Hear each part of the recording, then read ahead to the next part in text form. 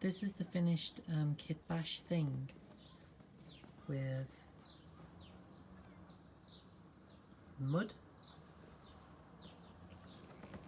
and tools and stuff. That's Fire Dragon Crimson, which is probably about 25 years old on the little cones of the rockets there, and in the dots of the camouflage.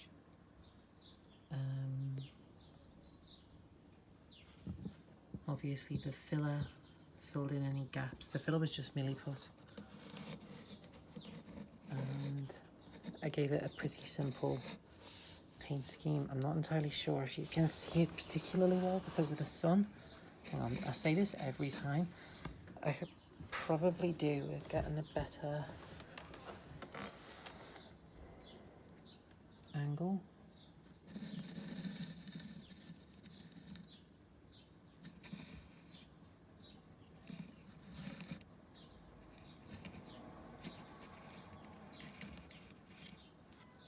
So this is it finished anyway. I don't need to put anything on it for scale because you can see the Valkyrie weapons and the stubber from, what's it called? It's a heavy stubber from the Admech thing, I think. So yeah, so that's the whole thing really. I never showed it actually in the first video how it's made. See, these panels underneath, you get these bits of plastic with rivets in, or rivets on the top. See the rivets.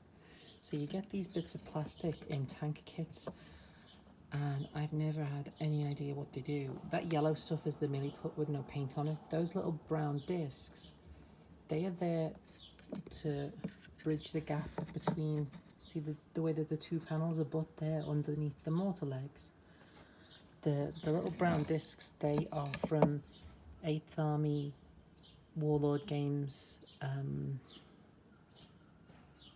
British soldiers, but they're about 20 mil, they're not 25 mil, so I couldn't use them for, well, anything really, so I replaced those with different bases. But those discs came in handy as biscuits. If anybody remembers Norm Abram, the sort of carpenter who continued to make the same pieces of furniture over and over, but it was still like really watchable. It was years ago on TV. That's obviously not a proper Norm Abram biscuit joint because it doesn't go into the material, but that's where I got the idea to sort of brace it. And then I had just some milli put left, so I just stuck it under there rather than just let it go to waste. And then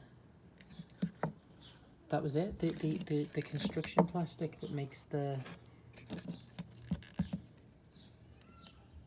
front part there and this back part here, that's just part of a movement tray.